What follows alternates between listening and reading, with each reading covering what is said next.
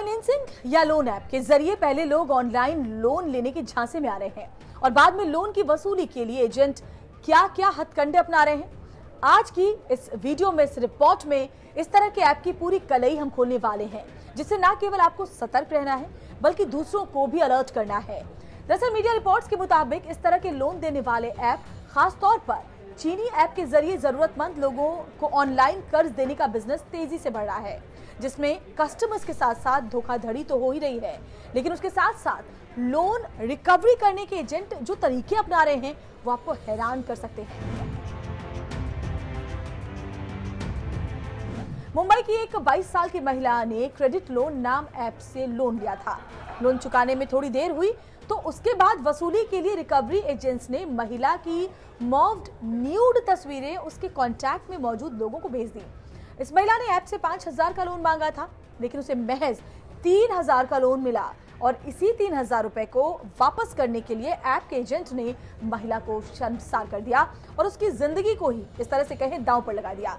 जानकारी के मुताबिक एजेंट ने लोन देने के एक हफ्ते के भीतर उसे वापस करने की मांग शुरू कर दी और 14 अलग अलग मोबाइल नंबर से महिला को आपत्तिजनक मैसेज भेजे। हार कर महिला ने इसे लेकर मुंबई के शिवाजी नगर में एफआईआर दर्ज करवा दी है। कुछ दिनों पहले ही उत्तर प्रदेश के गाजियाबाद में भी एक महिला ने इसी तरीके की शिकायत की थी।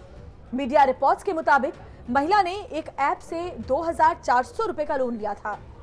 रिकवरी एजेंट्स ने उसकी न्यूड तस्वीरें व्हाट्सएप ग्रुप में शेयर कर दी, जिसे लेकर पुलिस तक शिकायत भी पहुंची। पीड़ित युवती ने पुलिस को बताया कि उसे कुछ रुपयों की जरूरत थी। ऐसे में उसने 25 मई 2022 को इंस्टेंट लोन ऐप से 5,000 रुपए अप्लाई किया था, लेकिन उसे 2,400 रुपए ही मिले। रुपए अकाउंट में आने के अगले ही दिन उसके पास कॉल आया और 5,000 रुपए वापस करने को कहा गया। इस पर महिला ने कहा कि मुझे तो 2,400 रुपए ही मिले हैं, ऐसे में जितने मिले मैं उतने ही वापस करूंगी। इसके बाद उन्हें धमकी दी जाने लगी। कॉल करने वाले ने कहा कि जितने का लोन अप्लाई किया था उतने पूरे यानी कि 5,000 रुपए आपको लौटाने ही होंगे। पीड़िता ने बताया कि इसके बाद उसे 5 अलग अलग नंबर से कॉल और मैसेज भेजकर धमकी दी जाने लगी। जी हाँ, पीड़िता के अनुसार 5,000 रुपए देने से इनकार करने पर ठगों ने उसके मॉर्फ्ड न्यूड फोटो बनाए और कई व्हाट्सएप ग्रुप में बनाकर उनकी फोटो उस ग्रुप में वायरल करनी शुरू कर दी। इससे पहले मुंबई में मई के पहले हफ्ते में एक 38 साल के शख्स को लोन की कीमत अपनी जान देकर चुकानी पड़ी। दरअसल लोन चुकाने में देरी के बाद लोन रिकवरी एजेंट ने उनके सहयोगियों, उनके रिश्तेदारों और दोस्तों को उनकी मॉर्फ्ड तस्वीरें भेज दी, जिसके बाद उस व्यक्ति ने फांसी लगाकर आत्महत्या कर ली। पुलिस के मुताबिक आशंका है कि ऐप डाउनलोड करने के बाद आरोपी को मृतक के डेटा तक पहुंच मिल गई थी। इस तरह उन्होंने उसके संपर्कों तक पहुंच बनाई और उन्हें तस्वीरें भेज दी। देश में पिछले कुछ समय से चीनी लोन ऐप के जरिए लोगों को ठगने और लूटने की कई घटनाएं सामने आ चुकी हैं। कई मामलों में लोगों की सामाजिक प्रतिष्ठा और जिंदगी पर भी बनाई है। ऐसे ऐप लोगों को इंस्टेंट लोन देने का झांसा देते हैं और वो तरह तरह से जरूरतमंदों को अपने जाल में फंसाते हैं। ये अप्लाई करते ही तुरंत कस्टमर के खाते में कुछ अमाउंट ट्रांसफर कर देते हैं और उसे पूरा मोटा ब्याज वसूलते हैं। 2020 में आई कोरोना महामारी के बाद जब कई लोग आर्थिक मंदी से गुजर रहे थे, उस दौरान चीनी ऐप का धंधा बहुत तेजी से फला फूला। लोन देने वाली ये ऐप बिना किसी डॉक्यूमेंट वेरिफिकेशन या बिना किसी कागजी कार्रवाई के झटपट लोन दे देते हैं और यही वजह है कि जरूरतमंद लोग ऐसे ऐप के चंगुल में फंस जाते हैं। ऐप डाउनलोड करते ही ये ऐप्स यूजर से उसकी गैलरी, कॉन्टैक्ट्स, लोकेशन आदि के एक्सेस की परमिशन मांगते हैं, जो अक्सर यूजर दे देते हैं। बस यहीं से उनके लिए अपने शिकार को सताने और उसे बुरी तरह मानसिक तौर पर प्रताड़ित करने का खेल शुरू हो जाता है, जिसमें वो कस्टमर से कई गुना ज्यादा पैसा ऐंठ लेते हैं।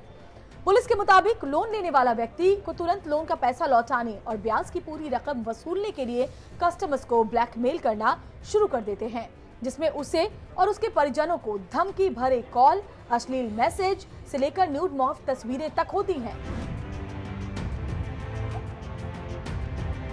अलग अलग मीडिया रिपोर्ट्स के माने तो कहा जा रहा है कि भारत में तकरीबन 1,000 से अधिक इंस्टेंट लोन ऐप्स हैं, जिनके कामों में कई अनियमितता और गड़बड़ियां पाई गई हैं। इनमें से करीब 750 ऐप्स अभी भी गूगल प्ले स्टोर पर हैं, जो करोड़ों की उगाही तो कर रहे हैं, साथ ही लोगों की सामाजिक प्रतिष्ठा को भी धूमिल कर रहे हैं। मीडिया रिपोर्ट्स के मुताबिक मुंबई की जिस महिला ने इंस्टेंट लोन देने वाले ऐप के खिलाफ शिकायत दर्ज करवाई है, उसने पुलिस को बताया है कि एक काम के लिए उसे पैसों की दरअसल जरूरत थी। एक यूट्यूब वीडियो में उसे क्रेडिट लोन देने वाले ऐप का ऐड दिखाई पड़ा, उसने साइन किया और उसने अपनी सेल्फी भेज दी। उसे आधार कार्ड और पैन कार्ड की कॉपी भी मांगी गई और इसी दौरान धोखे से ये ऐप ने महिला की कॉन्टैक्ट लिस्ट हासिल कर ली। कुछ मीडिया रिपोर्ट्स में यह भी कहा गया है कि पुलिस को ऐसा शक है कि अरबों रुपए का यह धंधा चीन से चलता है। भारत में काम करने वाले ज्यादातर चीनी लोन ऐप्स के एजेंट्स क्रिप्टो करेंसी के जरिए विदेश में बैठे अपने आकाओं को पैसे भेजते हैं। ऐसे ऐप भारतीय रिजर्व बैंक यानी कि आरबीआई के साथ रजिस्टर्ड भी नहीं है। ऐसे में आरबीआई इन ऐप्स पर कोई कार्रवाई भी नहीं कर पाता। इस साल अप्रैल के महीने में दिल्ली पुलिस ने कई करोड़ों रुपए के चीनी लोन ऐप फ्रॉड के इंटरनेशनल सिंडिकेट का भंडाफोड़ करते हुए एक महिला समेत देश भर से 8 लोगों को गिरफ्तार किया था, जिसमें ये बात सामने आई कि आरोपी लोगों को लोन देने के बाद उसकी उगाही करने के लिए लोगों को धमकाते भी थे। पुलिस के मुताबिक इस ऐप को चलाने वाले मास्टरमाइंड चीन में बैठे हुए हैं और इसके तार दुबई, हांगकांग, नेपाल और मॉरिशस से भी जुड़े हैं। ऐप्स के एजेंट भारत से क्रिप्टो करेंसी के जरिए चीन, हांगकांग और दुबई पैसे भेजते हैं। पिछले साल की बात करें तो प्रवर्तन निदेशालय यानी कि ईडी ने भी चीनी ऐप लोन फ्रॉड की जांच के दौरान ये पाया था कि इन ऐप्स के जरिए 1400 करोड़ रुपए का ट्रांजैक्शन किया गया है, जिसके जरिए ज्यादातर पैसा चीन, हांगकांग और मॉरिशस ट्रांसफर किया गया है। दिसंबर 2020 में पुलिस ने ऐसे इंस्टेंट लोन ऐप के मामले में तेलंगाना पुलिस ने पुणे स्थित एक कॉल सेंटर का भंडाफोड़ किया था, जिसका इस्तेमाल ऑनलाइन ऐप फर्म से उधार लेने वाले कस्टमर से वसूली करने और उनको परेशान करने के लिए भी किया जाता था। ग्राहकों के कॉन्टैक्ट नंबर के आधार पर उनकी संवेदनशील तस्वीरों को सबके साथ शेयर करके कस्टमर्स को बदनाम किया जाता था। इस मामले में एक चीनी महिला समेत 3 लोगों को गिरफ्तार किया गया था। तेलंगाना पुलिस के पास ऐसी कई शिकायतें राज्य के अलग अलग पुलिस स्टेशंस में दर्ज थी। चीनी ऐप के जरिए लोगों को ठगने का ये खेल नया नहीं है। 2012 में चीन में ये धंधा खूब चला था। इंस्टेंट लोन ऐप्स ने चीन में $100 अरब के लोन बांट डाले थे। हालांकि 2016 में चीन की सरकार ने इन ऐप्स के खिलाफ सख्त कार्रवाई की और उन पर अंकुश लगाया। चीन ने इन कंपनियों को देश से बाहर खदेड़ दिया तो लोन बांटने वाले ऐप्स का ध्यान भारत की तरफ आया और कोरोना महामारी के दौरान आई आर्थिक मंदी ने इन्हें एक बेहतरीन मौका दे दिया है। ऐसे ठगने वाले ऐप की बढ़ती धोखाधड़ी और लोगों की आत्महत्या की खबरों के मद्देनजर भारतीय रिजर्व बैंक के गवर्नर शक्तिकांत दास ने 8 जून को कहा था कि अनरजिस्टर्ड डिजिटल लोन देने वाले ऐप से कर्ज लेने वाले ग्राहकों को किसी भी तरह की समस्या होने पर स्थानीय पुलिस से संपर्क करना चाहिए। उन्होंने कहा कि ज्यादातर कर्ज देने वाले जो ऐप हैं आरबीआई से रजिस्टर्ड नहीं हैं, इसीलिए अनरजिस्टर्ड ऐप के खिलाफ पुलिस से शिकायत करना बिल्कुल उचित है। देखिए, पिछले साल दिसंबर में भी आरबीआई ने इस तरह के इंस्टेंट लोन कंपनियों पर संज्ञान लेते हुए चेतावनी जारी की थी। आरबीआई ने लोगों को अवैध डिजिटल लोन ऐप से दूर रहने को कहा भी था। तो खबरों के पीछे की खबर को जानने के लिए आप लगातार जुड़े रहें टाइम्स नाउ नवभारत डिजिटल के साथ।